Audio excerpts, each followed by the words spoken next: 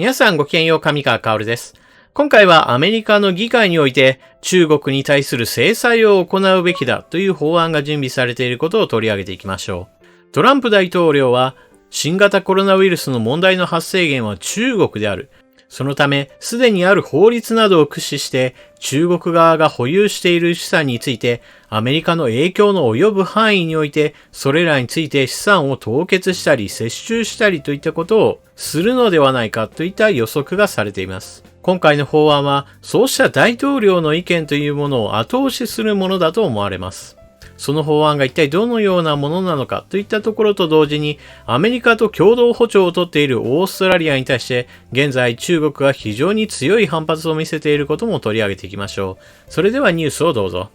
アメリカ共和党上院議員、対中制裁法案を提示、新型コロナめぐり。アメリカ共和党のグラム上院議員は12日、中国が新型コロナウイルスの感染が広がった経緯を十分に説明しない場合、同国に広範囲に及ぶ制裁を科す権限をアメリカ大統領に与える法案をまとめた。グラム議員は中国共産党の偽りがなければアメリカにウイルスが広がる事態にはならなかったと確信していると述べた。グラム議員はまた、中国は感染がどのように始まったかをめぐる調査を拒んでいるとし、強制されない限り中国が本格的な調査に協力することはないと私は確信していると述べた。同議員が起草した COVID-19 新型コロナウイルス感染症責任法の法案では、アメリカまたは同盟国、世界保健機関 WHO などの国連機関が主導する同感染症調査の内容について、中国が完全な説明を提供したとの認証をアメリカ大統領が法成立から60日以内に行うよう義務付けている。また、人間にとって健康上のリスクとなり得る生鮮市場を中国がすべて閉鎖したことや、新型コロナ流行後の取り締まりで拘束した香港の民主活動家を全員解放したことも保証するよう義務付けている。大統領には資産凍結や渡航禁止、ビザ取り消し、アメリカ金融機関による中国企業への融資の制限、中国企業によるアメリカ証券取引所への上場禁止など一連の制裁を科す権限を与えている。ワシントンの中国大使館のコメントは現時点で得られていないが、中国政府はこれまで感染拡大について透明性を保ってきたと主張している。このアメリカの動きと連動しているのがオーストラリアです。しかしオーストラリアに対しては中国が猛烈な反発を見せています。中国がオーストラリアに報復連発、コロナ発生源の調査を求められ、食肉輸入停止で対抗か。新型コロナウイルスの感染拡大をめぐり、独立機関による中国での調査を求めるオーストラリアが中国の対抗措置とみられる動きに揺れている。オーストラリア産の大麦に交換税が課される可能性が出ているのに加え、オーストラリア政府は12日、中国がオーストラリアの食肉処理大手4社に対し輸入停止措置を取ったと明らかにした。サイモン貿易相は12日の記者会見で、中国による輸入停止は食肉表示に関する技術的問題への対応だと説明し、中国側の許可を得るために力を尽くすと述べた。オーストラリアの牛肉輸出のうち中国向けが4分の1を占める。オーストラリア公共放送 ABC によると、4社は牛肉の対中輸出の 35% を手掛けており、食肉業界団体幹部は非常に深刻に受け止めていると動揺を隠せない様子だ。オーストラリアでは穀物生産者団体などが10日、オーストラリア産の輸出大麦に中国が約 80% の交換税を課す可能性があると明らかにしたばかりだ。バーミンガム氏は、不当な課税の可能性を憂慮するとの声明を発表したが、中国は19日までに関税を課すかどうか判断を示す見込みだ。中国のこうした動きに関し、ABC などオーストラリアメディアは、政府が新型コロナの発生源や感染拡大に関し、中国武漢の研究施設からの拡散の可能性を念頭に調査実施の必要性を求めていることへの報復との見方を伝えている。スコット・モリソンオーストラリア首相は4月23日、記者会見で発生源に関し独立した調査が必要だと強調した。世界保健機関 WHO 加盟国の査察受け入れを義務付けるべきだとも主張している。これに対し中国外務省の副報道局長は、国際的な貿易協力を妨害するものだと強く反発した。中国紙環球時報の編集長は SNS に、オーストラリアは問題を起こす国だ。靴の裏にこびりついたチューインガムのようなものだと書き込み、不満ぶりを強調した。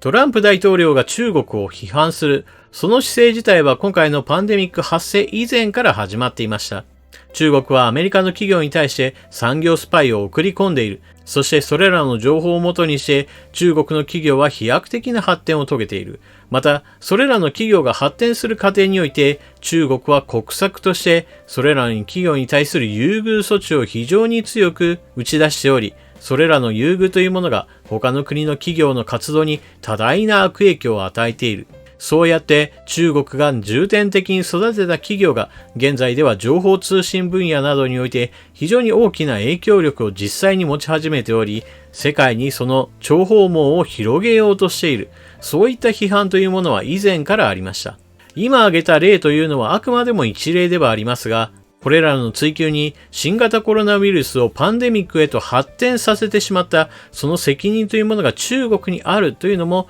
今回加わったのです。なお、アメリカでの新型コロナウイルスの被害というものは非常に大きいこともあり、アメリカの国民世論としても中国への嫌悪感というものは非常に高まっている状況です。ただし同時にトランプ大統領の発言というものを国民は忘れてはいません。特に初期においてはトランプ大統領はこんな流行というものはすぐに収まる。アメリカでは感染は広がらない。そういった楽観的な発言というものを非常に多く繰り返してきました。それだけにアメリカにおいて感染爆発が発生し多大な犠牲者が出ているという事実はアメリカの国民から見てもトランプ大統領の不信感につながっている話です。それらの批判もあってトランプ大統領としては中国に対しては責任追及の手を緩めることはできません。次の大統領選挙においてもまさにこの中国に対する責任追及を一体どれだけ強くできるのかというのが大統領候補に求められています。一方、アメリカと共同歩調を取るオーストラリア。こちらオーストラリアに関しては中国はすでに報復を始めています。アメリカに対して強く出ることは非常に難しいわけですが、一方でオーストラリアに対しては強く出れるというわけです。オーストラリアはアメリカに比べれば新型コロナウイルスの被害というものは少ない方です。しかし、新型コロナウイルスの被害を受けている以上、その原因である中国に対して調査チームを受け入れるべきだといった主張をしているのは至極当然のことです。しかし、オーストラリアと中国の貿易関係は深く、それだけに中国側が制裁をしやすい相手であるということも今回の記事では伝えています。さて、これらの動きを前提にして考えた場合、日本はどうすべきなのでしょうか。まず第一に日本もアメリカやオーストラリアで起こっているように、新型コロナウイルスの感染爆発が起こったその原因究明のために中国は調査団を受け入れるべきだというそうした主張に同調すべきです。そうした追及をすればオーストラリアと同様に中国は何らかの制裁的な措置を行うかもしれません。しかしそれこそが日本における脱中国戦略を実行するためには欠かせない反応だと言えます。残念ながら日本企業の中には中国を輸出対象国としてではなく中国において多大な設備投資を行って事業を展開する場所として捉えている企業があります。そうした行為が長期的においては非常に危険な経営行動であるということを知る必要があるのです。そのためには原因追及をするために国際的な研究チームなどを受け入れるべきだと中国に対して非常に真っ当な正論を突きつけるというのが非常に重要なのです。その報復措置として何らかの措置が行われ、それによって日本企業がダメージを受けるというのはまさに不条理で、そのような不条理を行うような国に果たして投資をするのが良いことなのか、よく考えるべきなのです。そうした流れの中において、日本企業が脱中国戦略をしっかりと真剣に検討し実際に行う。それこそがまさに日本版の制裁だと言えるでしょう。皆さんは今回の話題でどのようなことを考えたでしょうか。ぜひともコメントしていってください。それでは動画を最後までご視聴いただきありがとうございました。チャンネル登録していない方はぜひともチャンネル登録を、そして動画を見終わったら評価ボタンのクリックもよろしくお願いします。それでは次の動画でまたお目にかかりましょう。またね。